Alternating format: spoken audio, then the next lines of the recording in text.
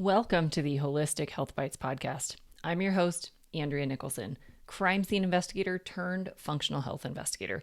This podcast is here to share bite-sized episodes and unique interviews on a wide variety of health topics to empower, enlighten, and educate you to live your best, most vibrant life. Disclaimer: all information you hear on this podcast is for information only and constitutes individual opinions of the person speaking. This should not be taken as medical advice. Being a listener of this show does not initiate a practitioner-client relationship between you and the hosts or panelists on this show. Please discuss these topics with your medical professionals before making any changes to your health. Okay, let's dive in. Welcome back to the Holistic Health Bites podcast. Today, we're going to have an interesting conversation around cancer and various things that we can do to deal with cancer if we're going through a cancering process or, prevention and kind of all the things. So I am joined with my special guest and my friend, Dr. Melissa, and she's going to share some of her perspectives on this topic. So thank you so much for joining us, Dr. Melissa. Welcome. Thank you for having me. Thank you. I appreciate that. Absolutely. Can you just kind of introduce yourself and tell everyone a little bit about your background? Sure. So I am a retired chiropractor. I was practicing for about 20 years and decided that it was time to move on to something else. My whole adult life career has been about health and wellness. And back in February of this year, I received a diagnosis of breast cancer that I never thought I would ever receive in my life. I have no history of cancer in my family, so it was quite a shock for me. It was very small. It was stage 1. It was very easily taken care of. My latest scans that I had last month show that it is all gone, which is hallelujah. Yay. But through this whole process, I went into research mode and I wanted to learn everything that I could about cancer because, again, it was something that was never really on my radar. And in the process of that, I really learned how important exercise, among other things, is in the realm of cancer treatment, recovery, and keeping it from coming back, survivability. And I found this great program that teaches you and certifies you as a cancer exercise specialist. So I learned about all of the cancers, about all of the different treatments, about all the different recoveries, and how to tailor exercise programs for the different stages of treatment recovery and the different types of cancer. And it just really went right along with my whole health and wellness career, as well as my love of fitness and exercise, and my desire to help people who are going through a similar process to what I went through to be able to come out on the other side and thrive in survivability. So that's where I am.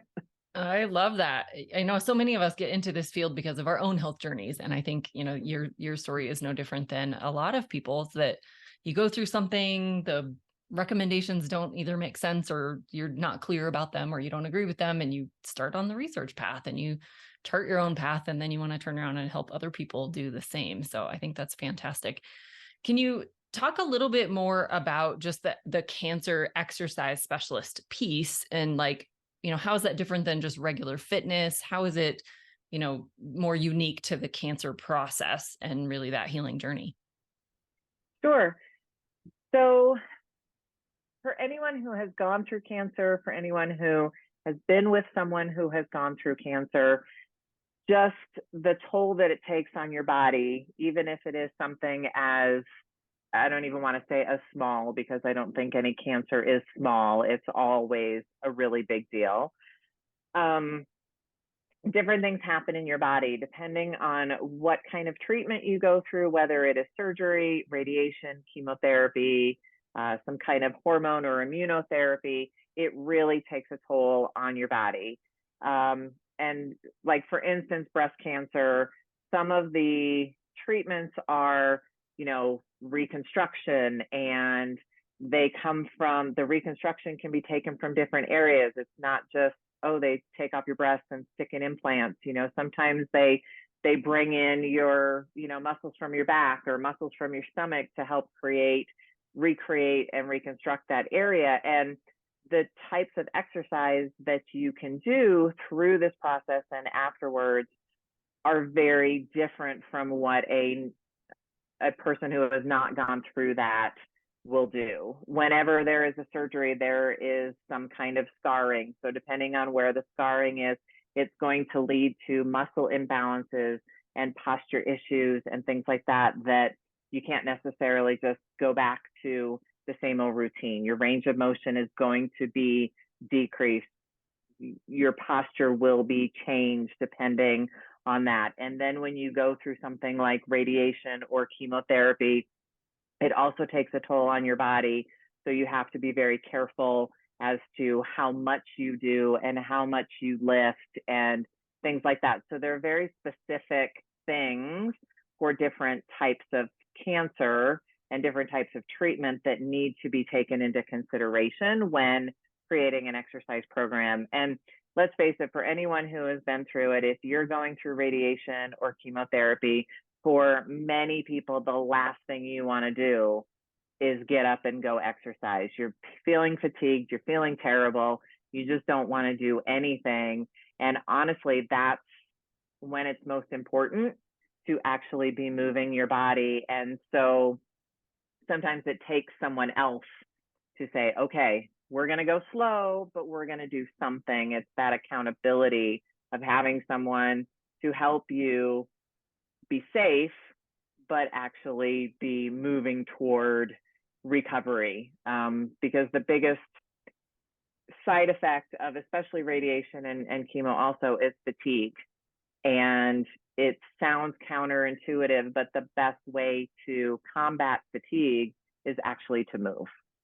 And you don't want to, but you need to, because that's going to help get you out of that fatigue state.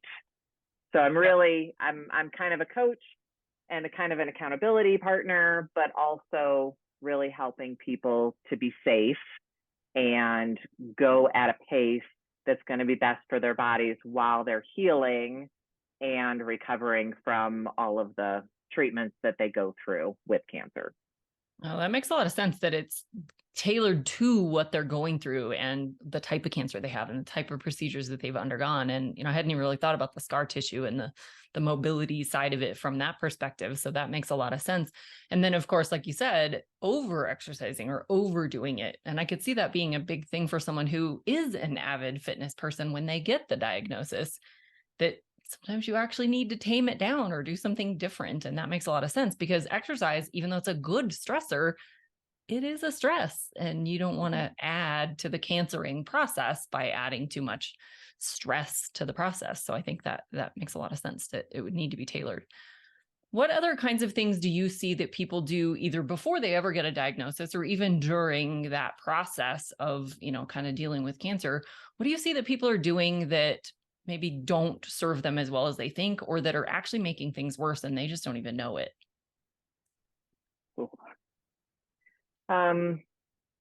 Speaking from my own experience, when I got that phone call, like it just shook me to my core.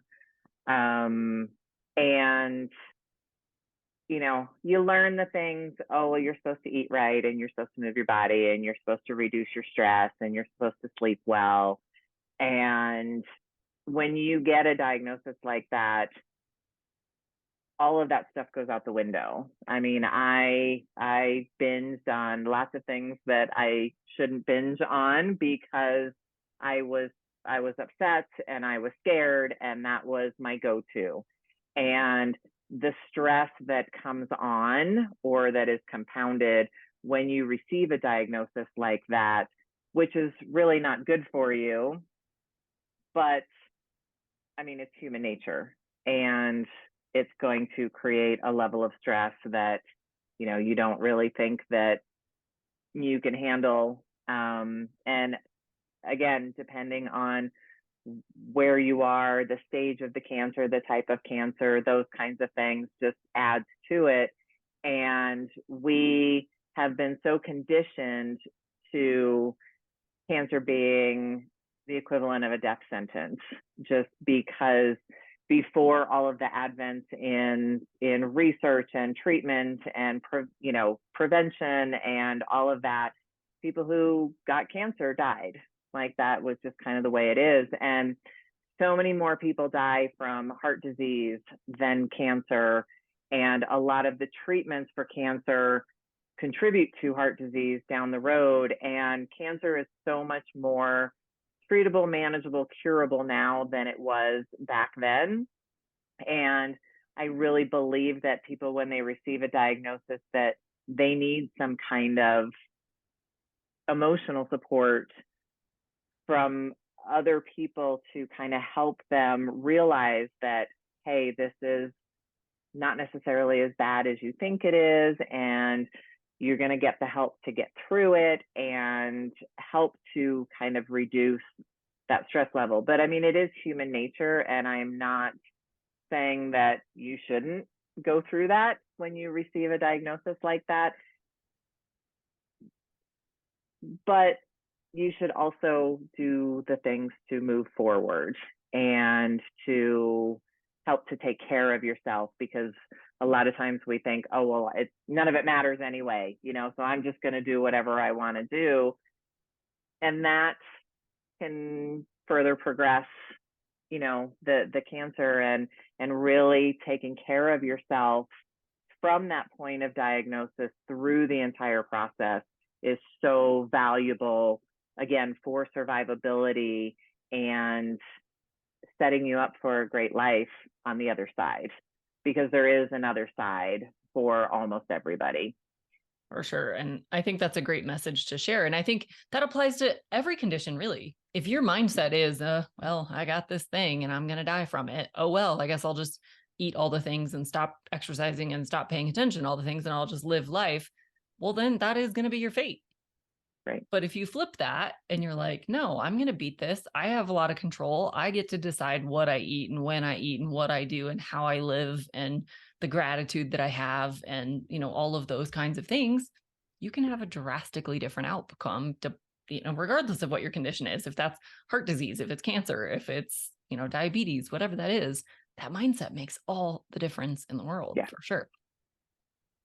Yeah. What are Because if some you think you're going to die, chances are you're going to die. You will. Yeah, for sure. Yeah. It's a self-fulfilling prophecy, unfortunately. So mindset is huge. Yeah. Yeah, definitely.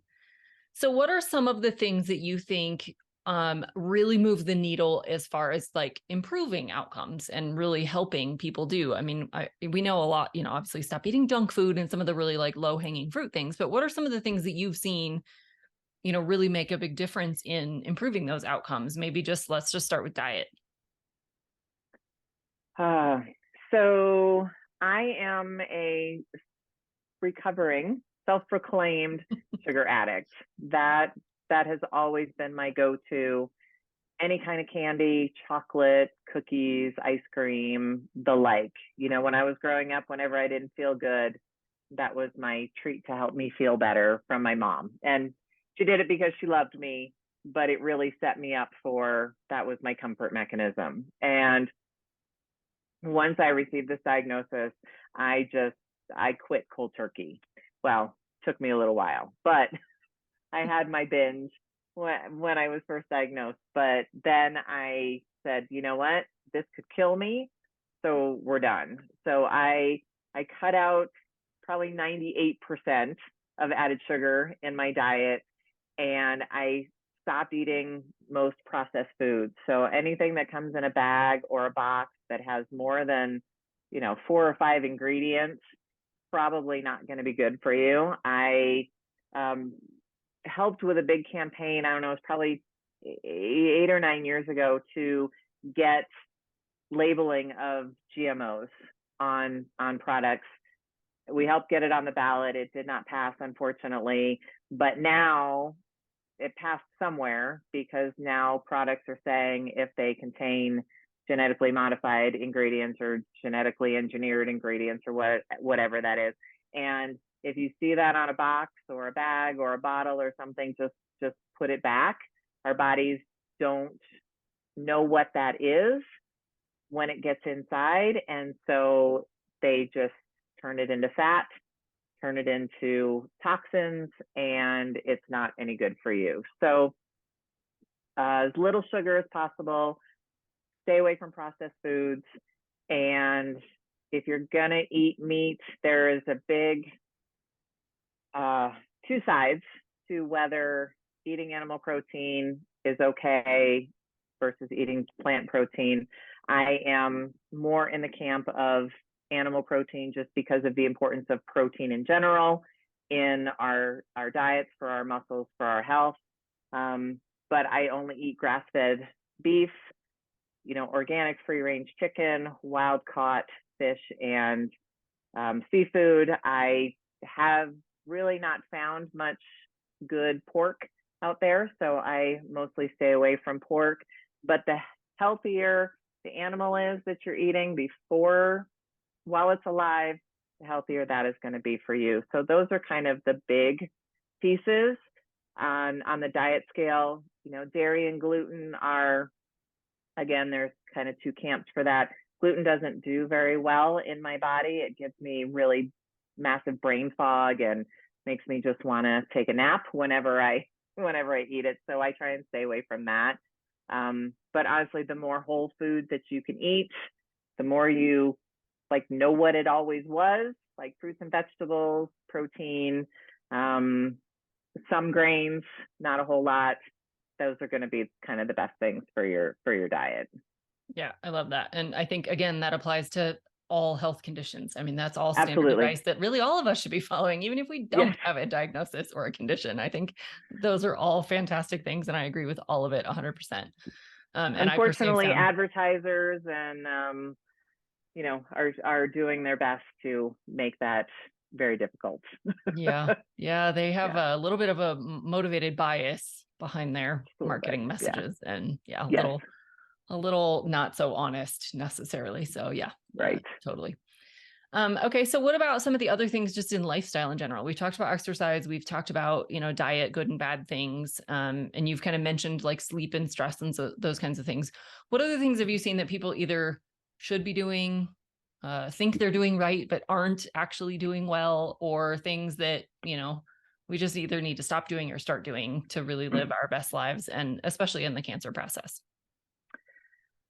Honestly, I think, outside of diet and exercise, because those are like the big things that can really move the needle. Sleep is huge. We are a chronically sleep deprived nation, world, whatever. We think, hey, I can live on 5 hours of sleep. Even if I get up twice to go to the bathroom in that 5 hours, it's all good. And sleep is when we heal. Sleep is when we recover. Sleep is when we regenerate. Sleep is when all of the magic happens. And if we're not getting that sleep and we're not getting that chance to heal, it just spirals downward. So anywhere from 7 to 9 hours of sleep is ideal. And it's good quality sleep. And there are things that you can do to help improve that. You can sleep in a cold room. Sleeping when it's cold is so much easier than when you are hot. Staying away from screens before you go to bed. That blue light that comes from screens automatically wakes everything up, and it makes it more difficult to go to sleep with that. And I take a little bit of melatonin every night just to help me to get to sleep. And there are lots of other things that you can do, but those are kind of the three that have really helped me the most and the people that I work with. And honestly, if you can just stay away from the screens for an hour before you go to bed, like read a book or sit and have a conversation, and just stay away from your phone, stay away from your tablet, whatever, that goes such a long way. And if you need to be on those, there are like blue blocker glasses that you can buy. You can get them on Amazon. You can get them almost anywhere, that help to block that blue light from coming into your eyes. So if you are watching television at night before you go to bed, just buy a pair of those blue blocker sunglasses or regular glasses. and you can get them for as cheap as, $20, and that will go a long way. And then really the other thing is self-care. It is so important to take care of yourself. And women especially, I think we're bred to want to take care of everyone else to the detriment of ourselves. And I always say you can't fill from an empty cup. And if you're not doing something to replenish yourself, you don't have anything to give to others. Even when you're on an airplane, they tell you to put your own oxygen mask on first before helping anyone else. And self-care doesn't have to mean, going for a massage or having a day at the spa, something like that. It could be, for me, my self-care is exercise. I get up and I go to the gym every day, and that's time for me by myself that I am doing something for me. It could be taking a walk. It could be sitting down and reading a book. It could be, taking a bubble bath at night. There are so many things that you can do for self-care that are small, but they're important because they put the focus on you and filling your soul, filling your cup so that you have that energy to be able to give to others. Yeah, I would add to that just doing anything that brings you joy is self-care. Anything that makes you happy, that makes you laugh, that makes you feel loved or supported or relaxed. Like, most of us actually are really bad relaxers. Sitting in front of the TV is not actually all that restful, especially depending on what you're watching. If you're watching something suspenseful or dramatic or any of these, that's not restful. Your brain is on high alert. You're sensing all of those stressors, all of those kinds of things. So doing things that are actually relaxing, that are actually restful, and that you love doing, whether that's pets or crafts or art or dancing, whatever it is, just do the things that bring you joy. Well, but with a caveat, because some people will say, well, serving others, doing for others brings me joy. And that is true, as long as you are also serving yourself. For sure. Yeah, it should not be at your expense. Yes. Definitely. Yeah, I agree with that 100%. What about toxins? What about personal care products and cleaning products and cookware and those kinds of things? Do you delve much in that realm at all? I am slowly going into that. That has been, I got to say, it is so hard to find non-toxic products out there. I read a book shortly after my surgery, and the book was just, you need to get rid of this and this and this and this and this and this and this, and it was very overwhelming. And I find that with a lot of people that I talk to going through this process, is it can feel so overwhelming because there's so much out there and so many bad things that we're doing or ingesting, that it's overwhelming, and you can't change everything at once. And that's, if I can impart anything into your audience and the people that I talk to out there, is you don't have to do it all at once. Like, for most people, you have time, even if you have, a further along diagnosis, you still have time. And trying to do it all at once, you're inevitably going to fail, because it's just too much and you're trying to change too many things and you're just going to give up. So when it comes to products, we bought an air purifier.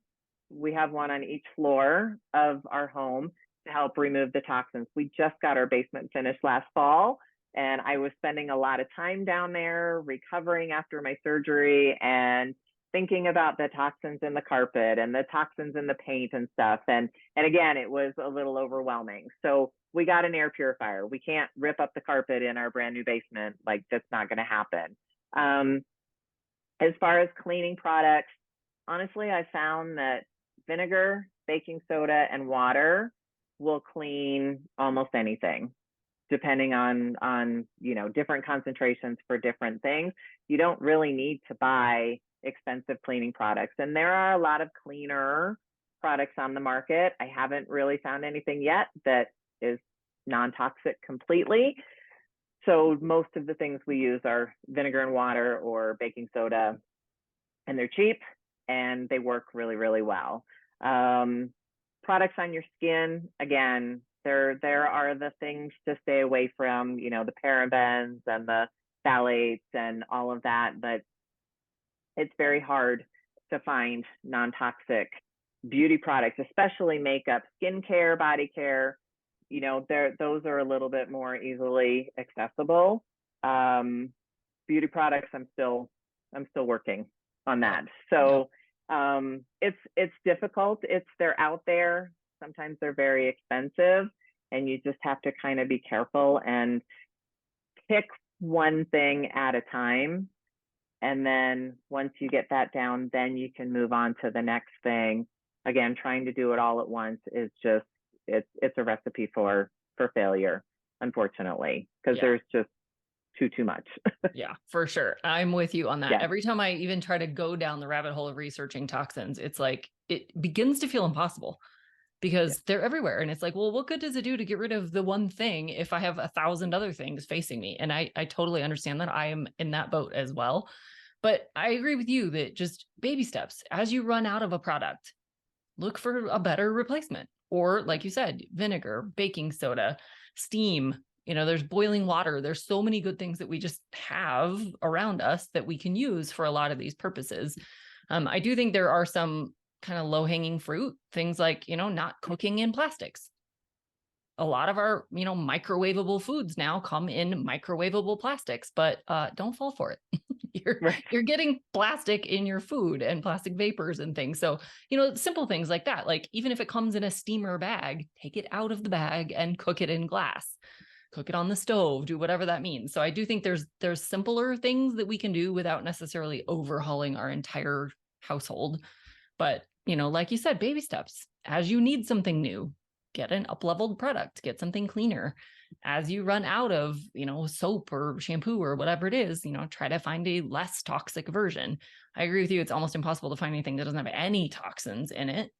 They're all going to have a fragrance or a preservative or, something in it. It's hard, but just try to find the ones that have the least bad things in them. And at Yeah. least you're making some progress then. And I there's do a think, great website. I think is it yeah, that's a ewg.org, great source. Yep. that you can go to and you can put in ingredients, you can put in products, and it will Yep. give you, Yep. and it talks about the dirty dozen and the clean 15 for the produce that has the most pesticides and least pesticides and stuff. And it's a really great resource if you're looking Yeah. for things with less toxins in Yep. them. Yep, for sure. They give a nice, easy score to read and Yeah. explain to any level of detail you would like to know. You can do all the research on their website for sure. They also have a Yep. really nice app that's good for scanning barcodes. So if you're in the Oh, grocery store and you're like, I don't know what I should get here, you can scan barcodes. And they don't have everything in there, but they do have a lot of different products, and it'll give you like a score on your shampoo bottle or whatever. And so you I'm can gonna you can I'm gonna go download that app. get That's those awesome. things as well. So yeah, there's a lot of great tools for those things to just kind of, become more aware. And there's times I scan every barcode I can find and it's like, okay, well, the best score here is a 7, which is not very good, but I'll take a 7 over a 9. I mean, sometimes you just have to do the best you can do instead of Right. just, not buying anything or, sometimes you just have to do your best. And I think that's a good message for all of us to grab onto is you don't have to overhaul it all, and you can just, take one step, make 1% better, I think is the basic message there. So I think that's great.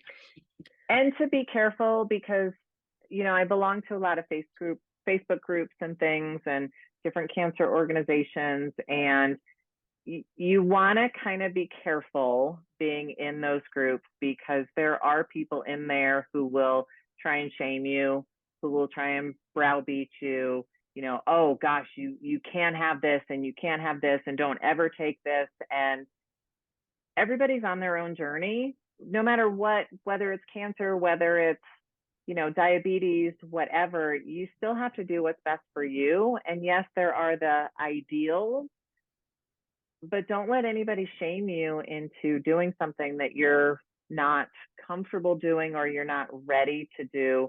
You can go at your own pace. There are some that are like all plant based and they will just browbeat you if you, say you have an egg And that's not what you need, especially when you're going through a process that's already stressful, and to have people, yelling at you and telling you what you're doing is wrong. If you're getting that in any of these groups or communities that you're a part of, you may want to find a different community, because that's not healthy for you either. So just take care of yourself and don't listen to what anybody else is saying, especially if they're saying it harshly. Yeah, for sure. I completely agree with that. I think anyone that actually cares about you should have a respectful way to say, did you know this or that about that thing? And then Right. you can take an educated stance and say, I actually don't agree with that. Or, thanks for the advice, but I'm good. But not when they're attacking you. When they're attacking you or telling you that what you're doing is going to kill you or something, extreme, there's probably an agenda behind that, or a bias that that person has, like you said, on, maybe they're vegan, they're really staunch on that, or they're really staunch even on the other end. The carnivores can be just as, just as dogmatic about things. So, I mean, and that's just two examples. Of course, there's people who are anti certain things and very pro certain things. And, you see this a lot with artificial sweeteners. People are really pro camp or very anti camp. And anybody that's that dogmatic that can't possibly see that there's ever a time when somebody might be okay with making that choice, they're probably not someone you want to listen to. Even if they are a doctor, a nurse, an expert in something, nothing is really ever that black and white where you absolutely can't or you absolutely must. Sometimes that's the baby step we need to get to where we're going. And if somebody's being that stringent about something, they're probably not the best person to listen to. So I would agree with that. And that is a very common problem in a lot of forums and Facebook groups and I mean, social media in general, but you also see it on Reddit and Quora and lots of other sites. So it's not a unique to Facebook's problem for sure. I try not to go on too many different social media platforms. I try and stick with just a couple of them, because that can be overwhelming as well. And rabbit holes completely. Yeah. For sure. And I don't have enough time in my day. Yeah. And you'll get a million opinions for a million things you look at. So that can be overwhelming as well, because you will get every end of the spectrum on every bit of every opinion the more you look. And so sometimes we just have to nope, I've made my decision. This is where I'm going. And I think in the end, you need to just go with your gut, do the research, listen to people, but in the end, you have to do what's going to be best for you. And I mean, there are people out there who have lived an amazingly healthy life and they've done everything right, and they still get cancer. This isn't an absolute, if you do these things, you will never get cancer or it will never come back. I mean, cancer is its own entity, and who knows in the long, in the grand scheme of things, what causes it specifically. And there is no specific thing that is going to cure it or prevent it completely. So you just got to do the best that you can, do your research, do what feels good for you, do the low hanging fruits at least, and just try and be as healthy as you possibly can. And the rest is kind of a dice roll. Yeah. Unfortunately. Yeah, I agree with that. Yep. Yeah. I think we all just have to make the best choices that we can make right now. Yeah. So, I hear this a lot, especially when it comes to healthy eating and, healthy food's so expensive and organic is so expensive and grass-fed is so expensive and all these things. And it's 100%, it is more expensive. I will 1,000% agree with you. And so maybe that's not the decision you can make today. Maybe that's truly not in your budget. That, I legit think that's a thing. And so maybe you're just making the best possible decision you can make. And be okay with that. Be okay with doing your best, doing whatever that is that you think is best for you, and be okay with it. Just own it. Although I will say, the more you get rid of all the processed stuff in your pantry, the more money that you have to be able to afford. Because that was one thing that really kind of worried me at first is, yes, grass-fed beef is so expensive and organic produce is so expensive and having to buy all of this stuff. But we have very little in our pantry now. It's almost all in the refrigerator. And so our dollars have just been reallocated to the produce and the meat and less to the stuff that goes in our pantry that we call like the middle of the grocery store. So Yep. if you look at it that way, it can be more affordable if you're getting rid of some of the other stuff. But yeah, it is still expensive. And if you can, if you can just at least buy an organic chicken that's maybe not free range, or, you know, something like that, anything that you can do that's going to be better is okay. Yeah, I 100% agree with you. And I went through the exact same thing. When I first started transitioning to Whole Foods, it was like, oh man, I'm never going to be able to afford this. And at first it felt expensive because I was still buying some of the other junk. You know, I was still buying the diet sodas and the diet versions of crackers and, you know, stupid things. And so I was buying both. I was buying the expensive meats and fruits and vegetables and things, and the junk food to keep me going. Even though it was healthier junk food, it was still a lot of that. But once I was able to actually let go of all of the processed foods and stopped buying sodas and really all beverages, you know, buying all of those things, it's actually cheaper now because I can buy meat in bulk. I can buy eggs in bulk. I can buy, you know, vegetables are a little bit harder unless you're buying frozen, but that's another great option. Frozen vegetables are generally a whole lot cheaper in organic than they are fresh, and they last. So there's lots of different ways to make it fit into your budget. But I 100% agree with you that it's sometimes it's a mindset thing of how expensive it is, but you also need a whole lot less food when it's whole food. Right.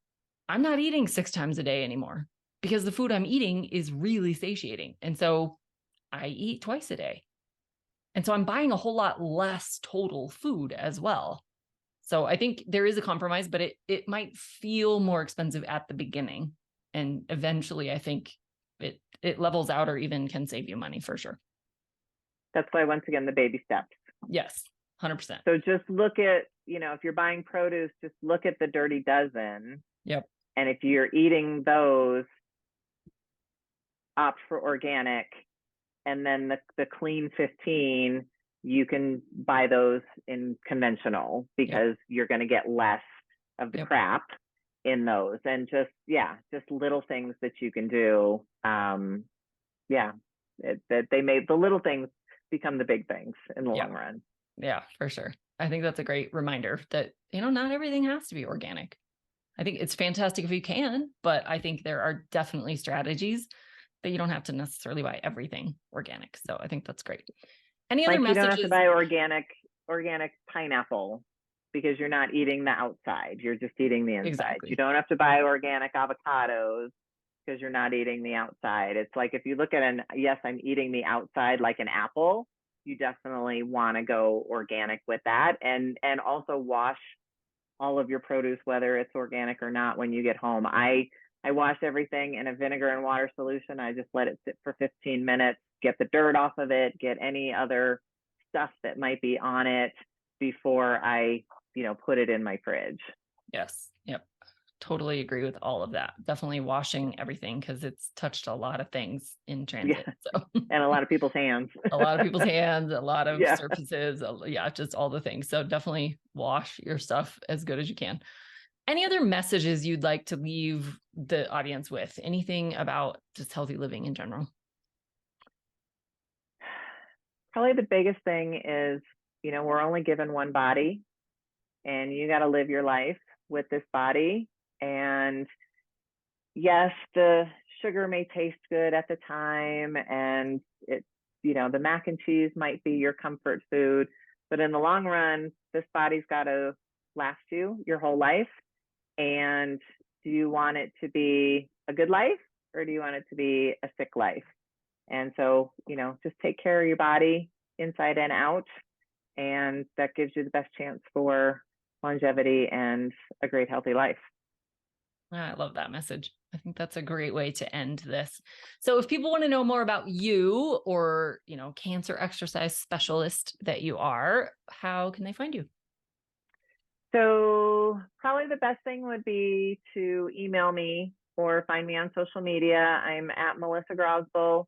My handles on social media, or you can email me or direct message me. My email is drgrosboll, drgrosboll@gmail.com. And I offer free consultations. So if anybody wants to talk more about their cancer journey, about how exercise can play a part, or anything else, I would love to chat with them. I love that. And do they need to live near you, or can it be a virtual setup? Nope, it can totally be virtual. We can do everything over Zoom, and it's actually kind of fun because you're in your own home, and we actually can use, if we're doing lightweight, we can do soup cans. You don't have to have fancy equipment. Sometimes it's just household things in your home that we can do to give you a great workout. I love that. That's fantastic, because I think a lot of people, especially going through cancer, or if they're new to fitness, that was my thing. I'm like, I'm not joining a gym. I do not want anyone else seeing me do this workout. And so I Right. definitely wanted something I could do at home.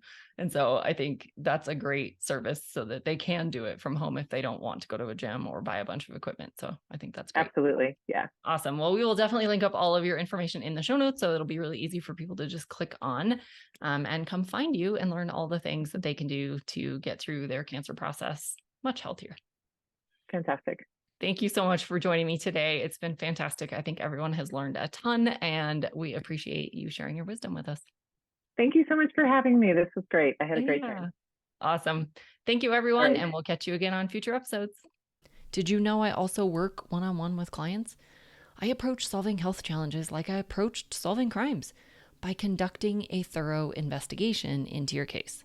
Sadly, hundreds of millions of people in the US have insulin resistance, prediabetes, and diabetes, and the vast majority have no idea. I'm here to fix that. If you struggle with low energy, stubborn weight, hypertension, sleep disturbances, or any other undesired symptoms, let's talk. All you have to do is schedule a free call. The link will be in the show notes. And no, you do not need to live near me.